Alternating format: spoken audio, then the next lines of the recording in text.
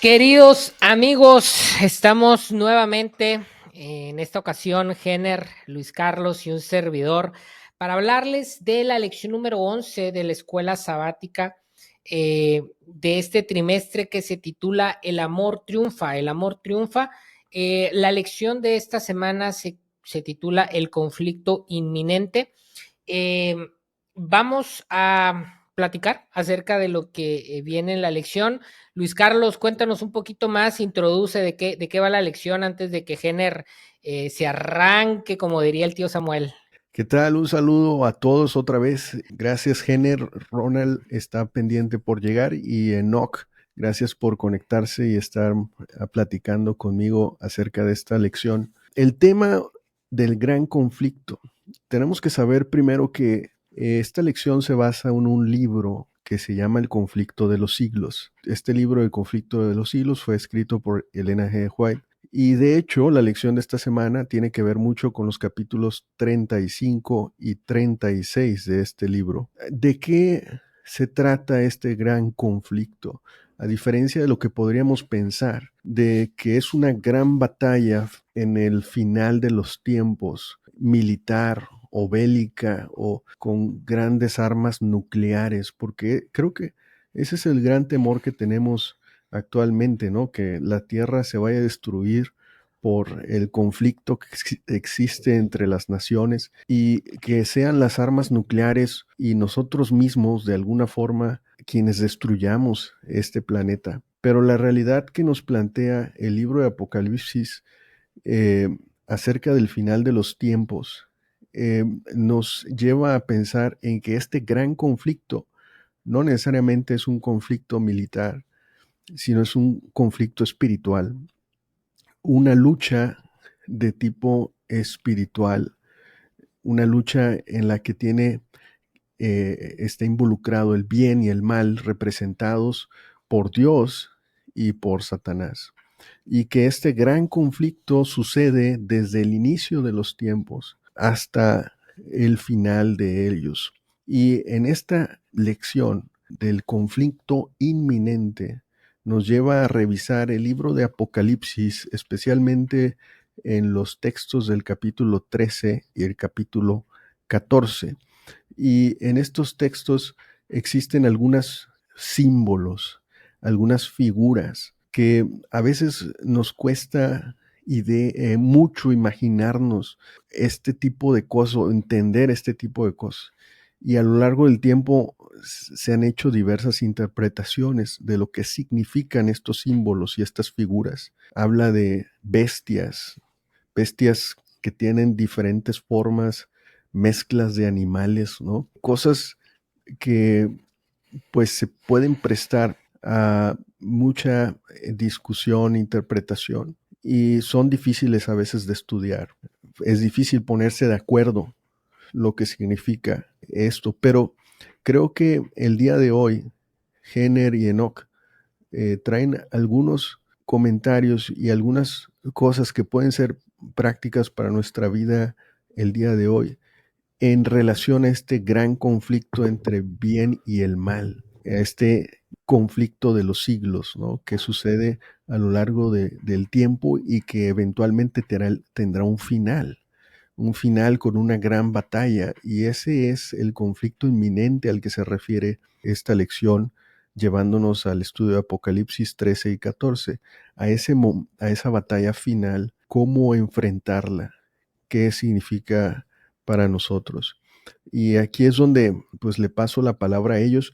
Digo, todos estos temas, hablando del futuro, hablando de cosas que no han sucedido, hablando de símbolos, híjole, se presta mucho a controversias, a temas de conspiranoicas, como le dicen ahora. Pero yo sí quisiera poner en la mesa, por ejemplo, en términos actuales, modernos, de jóvenes, ¿no? Hay una palabra muy de moda que se llama procrastinación, ¿no? Que es dejar para el último siempre todo, donde no haces tu tarea hasta el último minuto o tal vez dejas todo para después, y eso va haciendo que tu vida se complique día a día y tal vez nunca cumplas con las metas como deberías de hacerlo.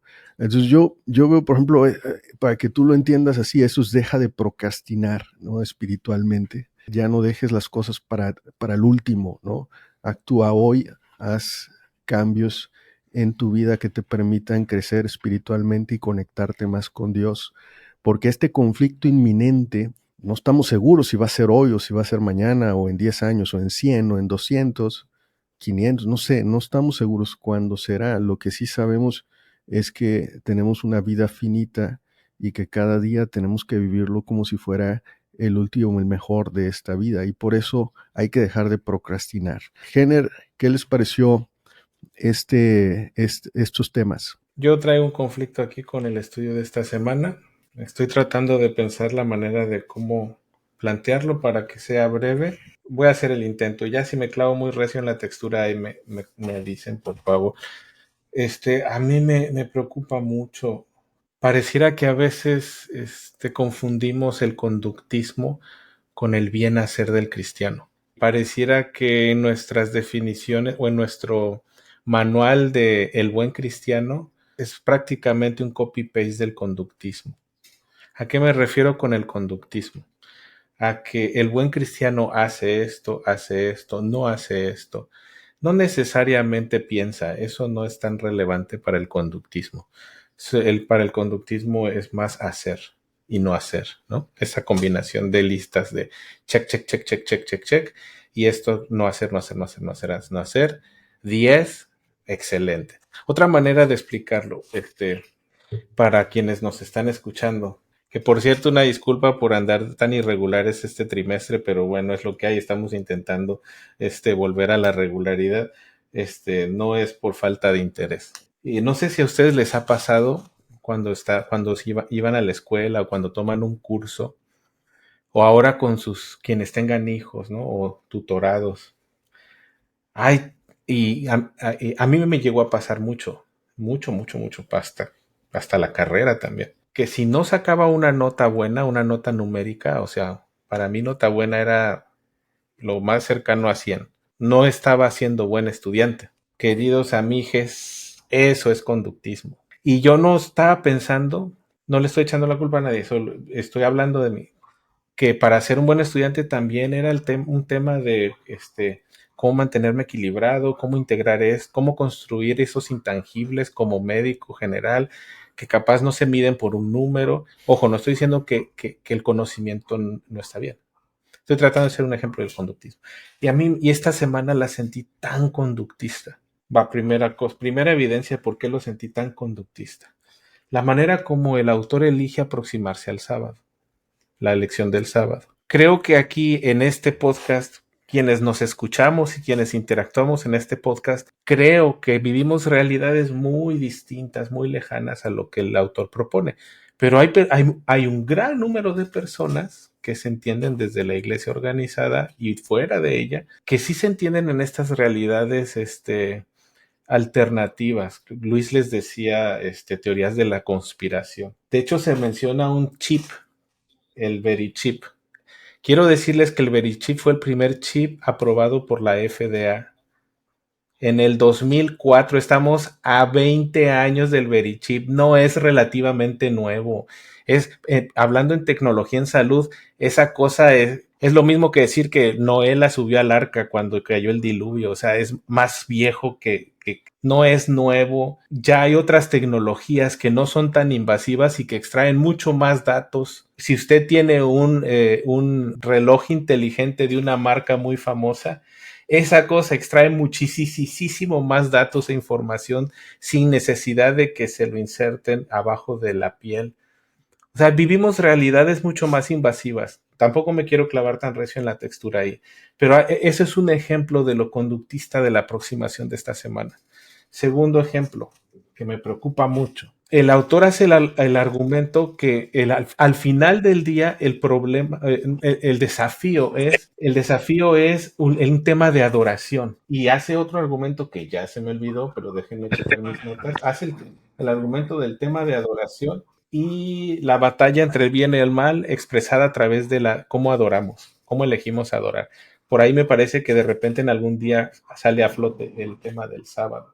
pero toda la semana lo utiliza para meter a componentes conductistas. Y el versículo de memoria, voy a leerlo, me voy a permitir leerlo, Juan 17:7, dice, aquí lo tengo, santifícalos en tu verdad, tu palabra es verdad. Jesús hablando, orándole al Padre, hablando de sus discípulos, ¿no? Jesús hablando de, Señor, te traigo aquí estos chavos, están bien chavos, pero déjame, te pido que les eches la mano, ¿no? Entonces, en ese contexto, Jesús ora, a mí se me hace una oración así de un compa, así de un, que Jesús ve a los discípulos y dice, ay, mis compas, Señor, cuídamelos porque estos chavos, ¿no? Y entonces veo así a Jesús bien, uh, pues muy amante, muy expresivo de sus discípulos. ¿Sí? No ruego que los quites del mundo, les he dado tu palabra. No ruego que los quites del mundo, pero que los guardes del mal. Ellos no son del mundo, yo tampoco soy del mundo, ¿no?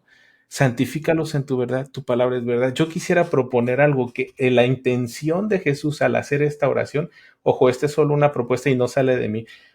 Ayer o hoy en la mañana estaba platicando con mi papá y él me dijo algo que me dejó dando vueltas así, porque yo le expresaba capaz en otro contexto esta incomodidad que traigo con esta semana, el estudio de esta semana. Y me dijo, mi hijo, el tema no es si es iglesia organizada o no. El tema no es si ya nos hemos desviado o no. El tema es que hay un desafío en el objetivo es, sea iglesia organizada o no, reproducir el carácter divino en las personas. Y me dejó dando, o sea, sí me dejó rayando el disco, pues. Y lo estuve masticando todo el día. Y a ver, ¿qué significa el carácter divino? ¿Qué significa reproducir? ¿A qué se refería mi papá cuando me dijo? Mi papá es otra generación, ¿no? Pero sí me dejó dando vueltas. Y cuando leo el contexto de Juan 17, yo veo a Jesús, no sé, lo veo entre líneas diciéndole, Dios mío, le eché muchas ganas a reproducir tu carácter, pero estos están bien cabeza duras. Échame la mano a que no se les caiga del teflón de su cabeza esta esencia de lo tuyo que he tratado de implementar en ellos, ¿no? Yo no veo a Jesús preocupado porque, Dios mío, por favor que no se les olvide quién es la bestia, que no se les olvide, por favor, que no se dejen poner un chip en el dedo chiquito de la mano derecha, abajo de la uña. Aquí estoy siendo tentado a decir una grosería, pero por respeto a todas y todes, me voy Puedes a decir, controlar. no manches. Yo veo a Jesús,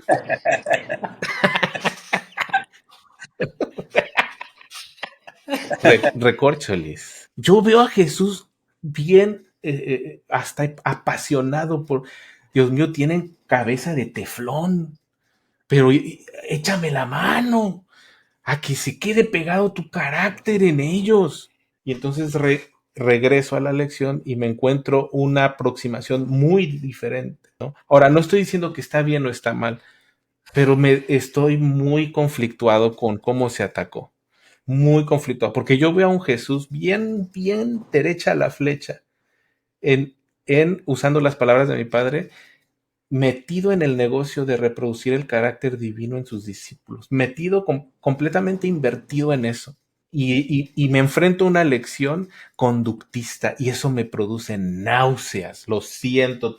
Esto es terapéutico, me van a disculpar, pero me produce náuseas. Hasta aquí mi reporte. Bye. Desde que yo hoy venía con la intención de no sacar espada ni nada y ya Jenner la sacó por mí. A dos manos. Yo creo que nos vamos turnando, ¿no? Nos vamos turnando para ver quién juega de David Faitelson en la mesa. Yo quiero retomar un poquito algo que dijo Luis Carlos que se me hace muy sabio y que me recordó las palabras de una mujer muy sabia, mi madre. En algún momento recuerdo a mi mamá tras escuchar estas narrativas adventistas, coincido con Jenner que creo que apuntan más a, creo yo, perdón, pero creo que apuntan más a generar o a controlar conductas a través del miedo o a asegurar seguidores a través del miedo que del amor. Curiosamente, cuando pues, la lección dice que lo que tiene que triunfar es el amor, diciendo algo que nunca se me ha olvidado, ¿no? diciendo, a ver, si el día de hoy me muero, para mí Jesús vino hoy. Y ya no sucedió lo de nada de esto de lo que se está planteando, ¿no? Si hacemos un recorrido en la historia de la humanidad, la gran parte del tiempo desde que inició el adventismo ha muerto la gran mayoría de adventistas sin tener que vivir esto que nos plantean acá. Y para mí la sabiduría de lo que dice mamá y de lo que en algún momento plantea Luis Carlos es la decisión por el amor o por el ego, que así lo hemos planteado, la decisión entre el amor o el egoísmo, está sucediendo todos los días. Está sucediendo todos los días cuando en algún momento tengo que tomar una decisión por uno o por el otro. Empujar a decir, bueno, es que el tema clave, el juego, el punto final del que dependen las cosas es algo que va a suceder en el futuro, quién sabe si cuando estés vivo o no, pero va a suceder si te dejas o no te dejas poner un chip, si guardas o no guardas el sábado. A mí en lo particular se me hace una estrategia, ¿cómo decirlo?, poco espiritual para en algún momento sostener la teología de un grupo religioso en lo particular. No voy a entrar en cosas que ya he mencionado en otros episodios.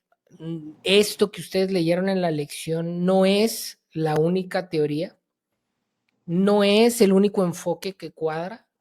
Hay distintas corrientes de interpretación que juegan y que plantean enfoques distintos.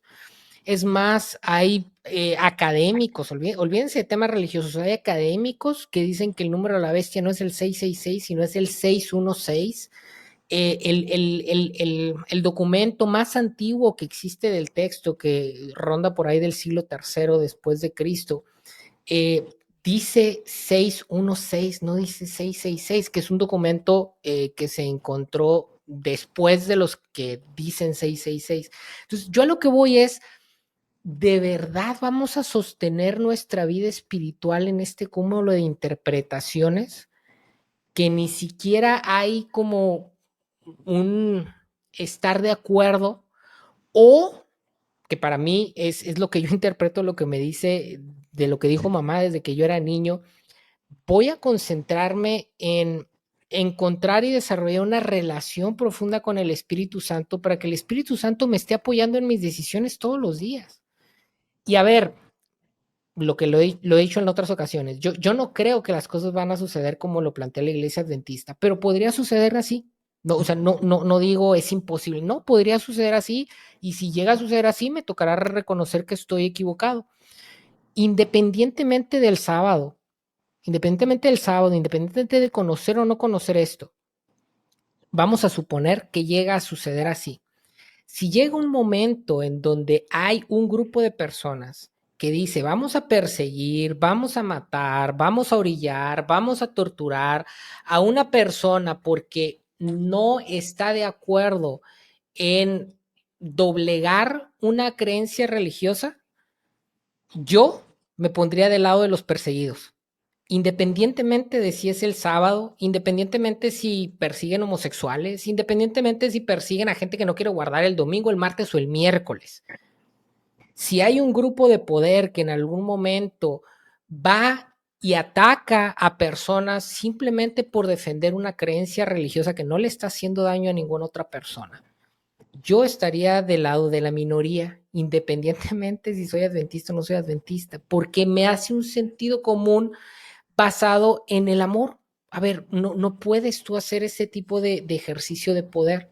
Eso va en sentido contrario del amor, va en sentido contrario de la lógica, va en sentido contrario de un sentido común de respeto a la libertad humana. Yo no necesitaría ser adventista ni saber lo que me dijo la lección o todo el argumento que está tratando de construir la lección para poder hacer eso. Creo que tiene que ver con un tema de principios, creo que tiene que ver con un tema de carácter, creo que tiene que ver con un tema de que el Espíritu de Dios habite dentro de ti. No tiene que ver con un asunto teológico. tiene que ver con un asunto de carácter. Me gustó mucho que en la sección del viernes aparece o hacen referencia a la historia de Sadrach, Mesach y Abednego. Ando aquí confundiendo gente.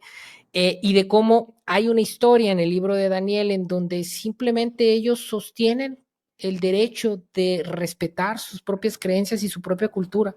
Ahora, pregunta y la dejo al aire y con esto cierro mi primera intervención.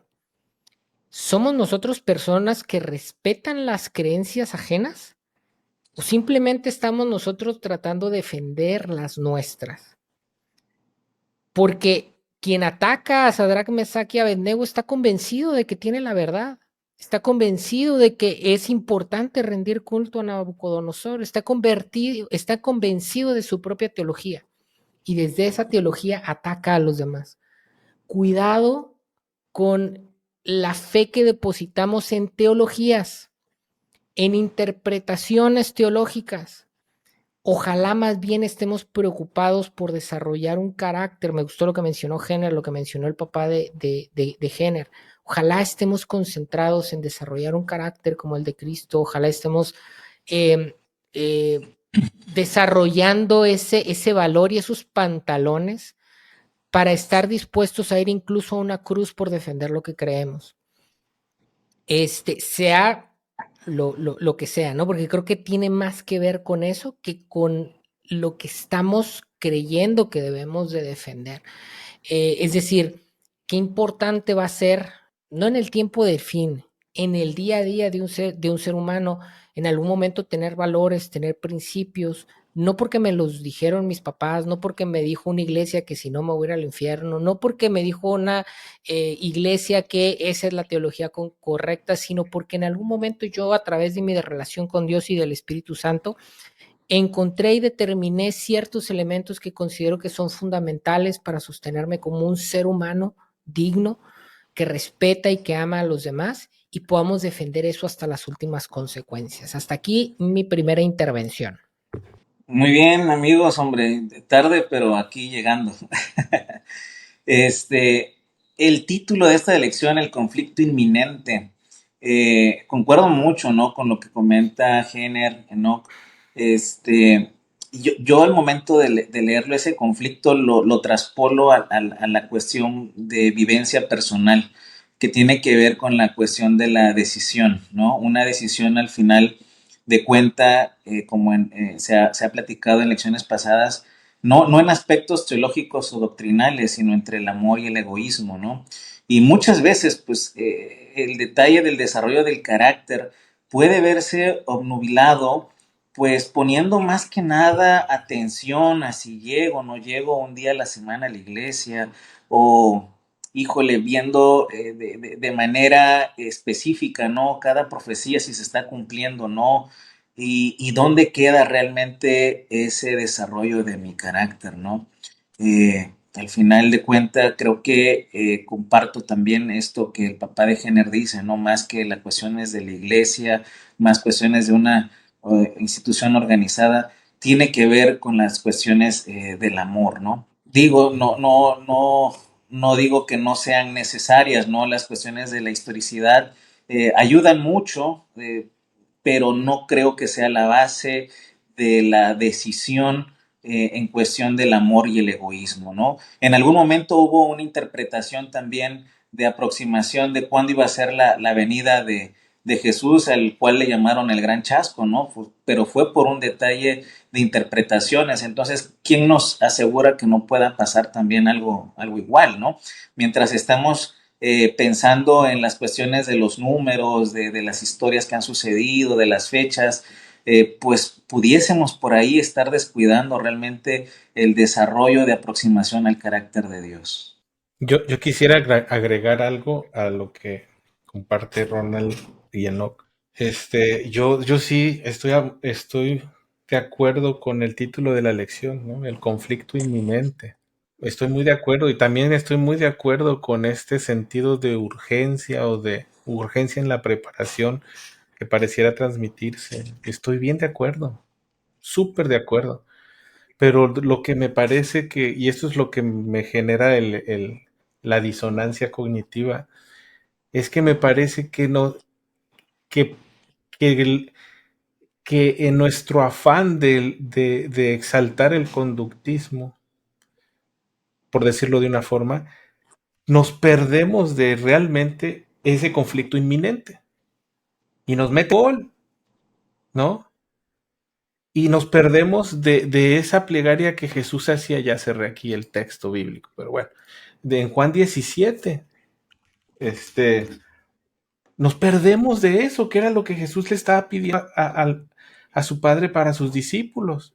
Santifícalos en tu verdad, tu palabra es verdad. Nos perdemos completamente de eso porque estamos enfocados en otras cosas a las que les asignamos valor. No estoy diciendo que no tienen valor, simplemente les asignamos capaz el valor más prioritario y nos perdemos en el proceso. Ejemplo de por qué creo que nos perdemos. Para los cuatro venimos, o en algún momento los cuatro hemos estado en la iglesia organizada. Vamos a ponerle el nombre que usted quiera, porque me parece que este ejemplo va a ser agnóstico a nombres y apellidos.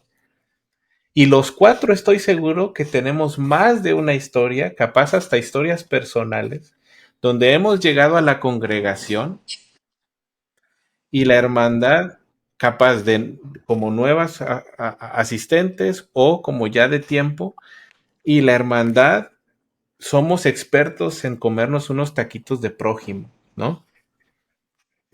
Saben muy buenos. No lo voy a negar, no, no se hagan. Nos encantan los taquitos de prójimo, ¿sí? Y entonces, en ese proceso, en el proceso de estarnos echando unas tostadas de prójimo, llega alguien que se da cuenta de eso y por su condición en la que llega o por el contexto que está viviendo, le resulta muy ofensivo. Es más, no solo ofensivo, hasta hiriente.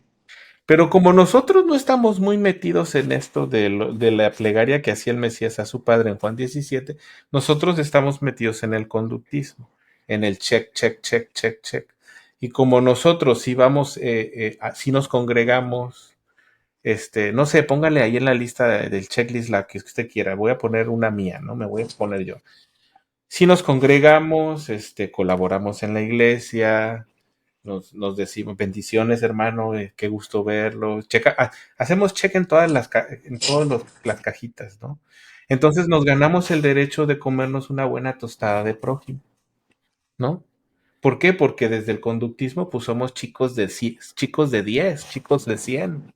Y en el proceso nos pega el conflicto inminente, porque ya le hicimos daño a alguien que capaz en ese momento viene en una condición que alguna actitud nuestra que no está en ese checklist.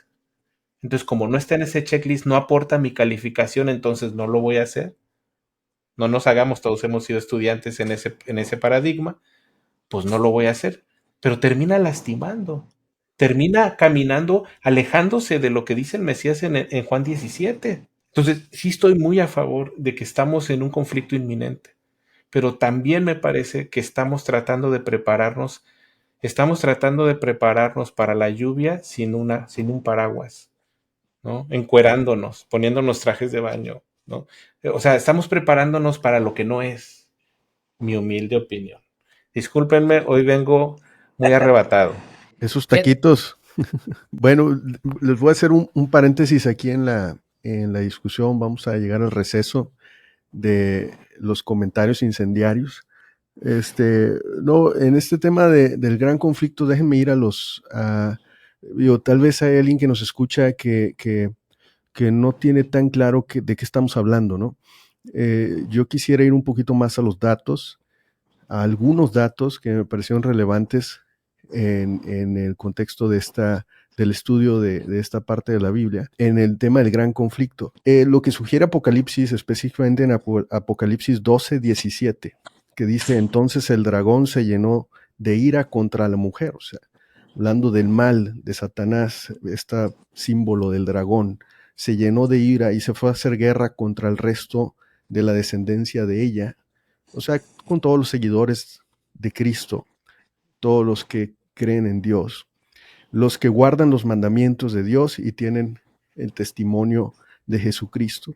Aquí lo que sugiere Apocalipsis es que llegará un tiempo en que los que siguen a Jesús serán perseguidos por alguna razón, donde habrá, digamos que se querrá imponer la forma en la que se creen las cosas, en las que se deben de hacerlas. Y por eso es muy relevante la historia a la que nos llevó Enoch, que también me pareció que es una historia muy buena, que ilustra perfectamente lo que la lección nos llevó a estudiar esta semana, donde estas personas, estos tres amigos de Daniel, se mantienen firmes y leales ante lo que ellos creían, ¿no? Ante sus principios, ante lo que habían aprendido, ante lo que les habían enseñado.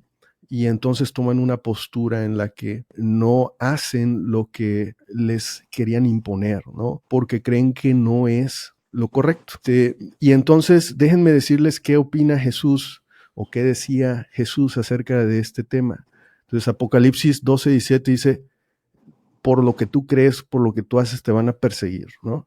O van a hablar mal de ti tal vez. Entonces Jesús dice en Juan 16:2, os expulsarán de las sinagogas, y aún viene la hora cuando cualquiera que os mate pensará que rinde servicio a Dios. O sea, incluso aquellos que creen que lo hacen por tu bien, ¿no?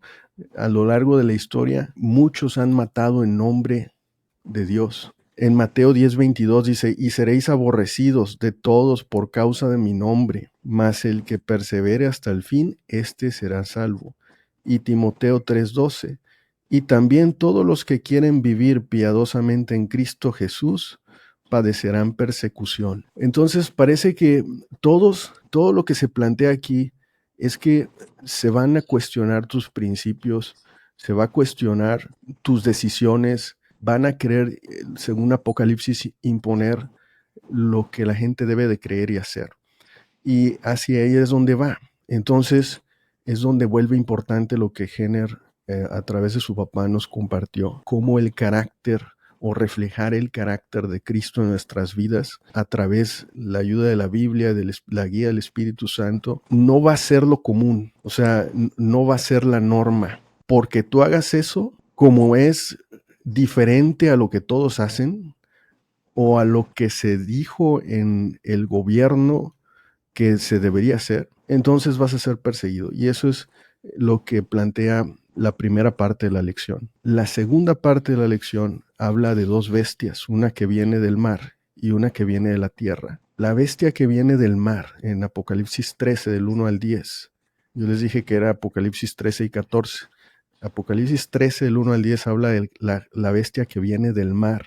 Y del 11 al 18, la que viene de la tierra. Y tú dices, bueno, ¿y esas bestias qué? ¿De dónde salieron? ¿Qué significan? Bueno, pues a lo largo de la historia también tienen diferentes interpretaciones. Esta bestia que viene del mar dice que tiene 7 cabezas, tiene 10 cuernos, tiene en esas cabezas nombres blasfemos, que parece un leopardo, pies de oso y boca de león. Pues imagínenselo, ¿no? ¿Y qué interpretaciones? Generalmente la única interpretación, no estoy hablando específicamente de la adventista, pero que representa una entidad poderosa, opresora. Esta bestia puede representar algún sistema político, algún gobierno opresor a lo largo de la historia, que actúa en contra de los principios de Dios. También se le da una figura, como una figura que surgirá al final de los tiempos, que se opone a Cristo, que se opone a lo que Cristo enseña y a sus principios. Luego la bestia que surge de la tierra, dice que esa tiene 2 cuernos, que habla como dragón, que tiene autoridad sobre la primera bestia y que incluso hace descender fuego del cielo. Y esta bestia, algunas interpretaciones que se les da es que esta bestia parecen ser falsos profetas, líderes religiosos que llevan a personas a adorar al poder político, algún sistema religioso corrupto, o son la personificación del engaño. Yo me quedo más con el engaño, ¿no? La falsedad, alejarse de la verdad divina. Y para el último voy a dejar la interpretación adventista más simple, pero yo solo les quería dar un recorrido por los datos de la lección. Yo la vi en 2 partes, una parte en la que se habla, que serás un poquito perseguido por tus principios, y la segunda parte donde habla acerca de las bestias, la bestia del mar y la bestia que sale de la tierra.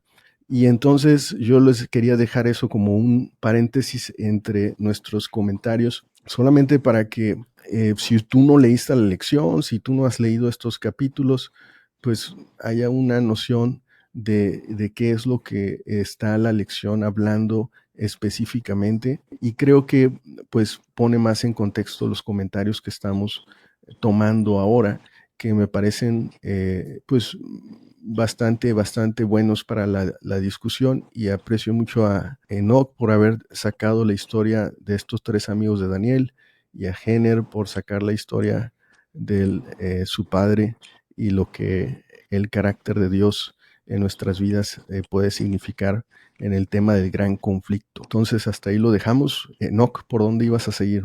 No, fíjate que me gustaría, para cerrar, ya sé que sea mi comentario de cierre, establecer yo ahí creo que rompo un poquito con Jenner, porque sí creo que algo que podemos sacar de esta lección es un tema de conducta, pero no de conducta que viene dirigida desde una postura teológica de una institución religiosa, sino de conducta en el sentido de que volteemos a ver nuestras decisiones del día a día.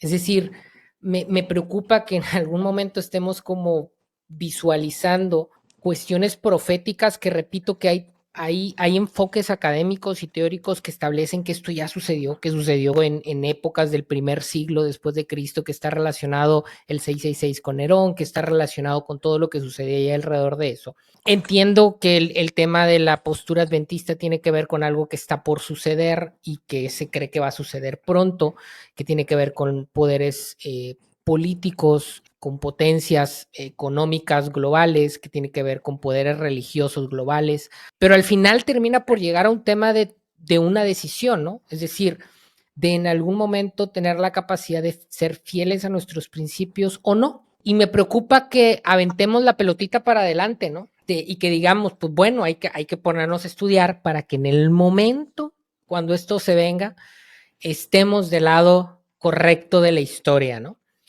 Cuando creo que es mucho más importante, detrás de toda esta narrativa, pensar en las decisiones que estamos tomando en el día a día. Y aquí ponernos, en vez de jactarnos y levantar el cuello y decir es que yo tengo la teología correcta y de alguna manera eso me hace superior o me convierte en la iglesia verdadera o algo así, regresar más bien a decir, bueno, estoy tomando en mi día a día decisiones basadas en mis principios. Tengo principios sólidos, me acerco, tengo una relación constante con Dios, con el Espíritu Santo, como para en algún momento poder construir esos principios. A ver, la fácil es, pues agarra los principios, los valores y las doctrinas que te da una institución religiosa.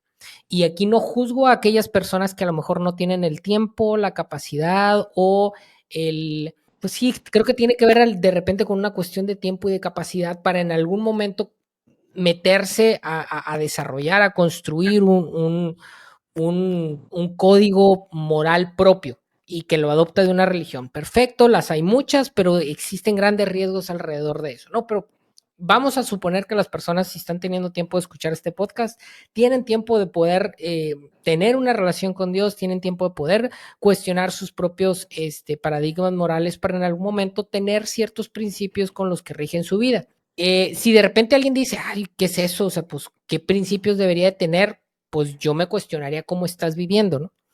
Porque en el día a día estamos constantemente enfrentándonos a retos, a situaciones que nos demandan tomar posturas y que deberíamos de tener ciertos principios morales, deberíamos de ejercer ciertos cuestionamientos éticos para en algún momento decir dónde están mis decisiones en favor del amor o en favor del egoísmo, en favor del bien común o en favor de mis propios intereses y de mis propias intenciones. Creo que cuando nosotros traemos esta cuestión de en algún momento decidir y tener la capacidad de tener una postura frente a la vida, nos tiene que regresar al presente. esta lección yo lo que le saco, ya he mencionado en otras semanas que concretamente la lección de este trimestre pues es doctrina adventista con la cual en general no estoy de acuerdo. Pero lo que yo puedo sacar de la lección de esta semana, que se llama el conflicto inminente, es que no existe solo un conflicto inminente que, de acuerdo con la lección, va a suceder en futuro cercano, ¿no? Sino que en el día a día yo estoy viviendo ese conflicto inminente con mis relaciones laborales, con mis decisiones de en qué dedico y cómo dedico mi tiempo, en mis decisiones de qué tan justo o injusto soy con las personas que están alrededor de mí, familia, parejas, y ahí es donde yo tengo que en algún momento tener la capacidad de decir, estoy a favor de esto, estoy en contra de esto. Y no importa, hay una frase de la tía White, no me acuerdo ahorita exactamente, pero termina por decir que urgen en este planeta personas que tengan la capacidad de ponerse del lado del bien, de ponerse del lado del amor, de ponerse o de tener la capacidad de tener los pantalones, de en algún momento tomar ciertas decisiones que pueden llegar a ser difíciles, que pueden llegar a ser incómodas, que pueden llegar a veces a malinterpretarse. Ahorita el texto que mencionó, creo que Luis o Jenner, no sé, pero de que incluso Jesús cuando habla y dice, a ver, incluso a lo mejor te van a correr de la iglesia, incluso te van a decir en la iglesia, no digas eso, pero ahí es donde uno debe de tener en algún momento una postura y un carácter de decir, es que, a ver, puedo estar equivocado y estoy abierto al diálogo y estoy abierto a que alguien me diga por qué estoy mal, pero yo creo esto y creo que esto se tiene que decir y creo que esto en algún momento genera al principio cuando lo mencionaba como un comentario incendiario, si yo creo que esto que están planteando o el enfoque en lo que lo están planteando, en vez de ayudar, perjudica a las personas, si yo creo que esto va en sentido contrario del amor, si yo creo que esto va en el sentido contrario de la inteligencia que Dios me dio, necesito levantar la voz y decir, esto no está bien, esto no es así, repito, con mucha humildad de decir, bueno, a ver, dialoguemos y si alguien en algún momento me demuestra que sí es así, pero no con construcciones teológicas, con construcciones de amor, con construcciones de estar pensando en las personas, perfecto, pues cambiamos de opinión y vamos construyendo juntos la manera de enfrentarnos a una vida que constantemente nos pone delante de conflictos. ¿Cómo en algún momento ante los conflictos del día a día yo puedo tener una postura hacia el bien, hacia el amor y hacia aquellas cosas que Cristo promovió? Eso es lo que yo me llevo de esta lección. Bien, y uno de los mayores ejemplos de personas perseguidas aquí en la tierra, pues lo enmarca la Biblia, que fue Jesús, ¿no? Fue tan perseguido que terminó por morir, ¿verdad? Por sus perseguidores. Una persona que se formó a través de la educación de sus padres y que hizo un ministerio fuera de las paredes institucionales. Y eso fue lo que realmente lo llevó a la muerte, porque no encajaba con lo que en su momento los líderes veían que el ministerio probablemente tendría que ser dentro. Pero él tenía muy enraizado y tenía ese desarrollo de carácter día con día, como dice Enoch, ¿no? Diariamente él tenía un acercamiento con su padre, forjó su carácter, sus principios a través de esa relación dinámica entre su padre, a través del acercamiento a las personas, pero no fue bien vista, no fue bien vista y probablemente hoy en día van a ver cosas que tal vez las instituciones no nos van a ver bien, ¿no? Inclusive hasta con estos comentarios. Pero al final de cuentas es como dicen, no, que es estar abierto al diálogo. Jesús estuvo abierto al diálogo, él platicó con los líderes religiosos abiertamente, platicó acerca de la teología, habló acerca de sus acciones, por qué las hacía, todo eso. Yo creo que podemos emular esa vida de Jesús como un ejemplo de cómo podemos hacer nuestra relación dinámica en el día a día hoy a través de las personas o pues también, o sea, de lo que las instituciones religiosas pudiesen decirnos, ¿no? Permitirnos también ese diálogo, pues esperando que nuestro desarrollo de carácter pues lo hagamos siempre en relación con Dios, ¿no? Yo quisiera solamente cerrar, creo que ya Ya hablé demasiado hoy, pero yo quisiera cerrar solamente con el versículo de memoria de esta semana. Santifícalos en tu verdad, tu palabra es verdad. Con riesgo a sonar a disco rayado, consideremos la posibilidad de que estamos desaprovechando una muy grande oportunidad de una existencia significativa acerca del Mesías y de nuestro Dios. Y lo estamos cambiando por poquitearlo, por sustituirlo por cosas que no nos acercan a nuestro Dios, nos acercan al conductismo, nos dejan más cerca de las tostadas de prójimo que de una experiencia significativa y disfrutable con Dios. O sea, ¿quién querría perderse de eso? Está bien que las tostadas están buenas, pero las tostadas se van. El caminar con Dios dura más, es más profundo, es más significativo. ¿Qué interpretas, Jenner, perdón, por ese tu palabra es la verdad? Porque de ahí yo sé que se agarra mucha gente para defender doctrina, ¿no? Para decir, bueno, pues es que Sí, ahí dice la palabra de Dios, ¿no? sí, sí, claro. Lo que dije al inicio del contexto global que parece es el que está diciendo ahí, ¿no? Es santifícalos en tu verdad. O sea, yo ya estuve echándole ganas 3 años y medio a estos chavos.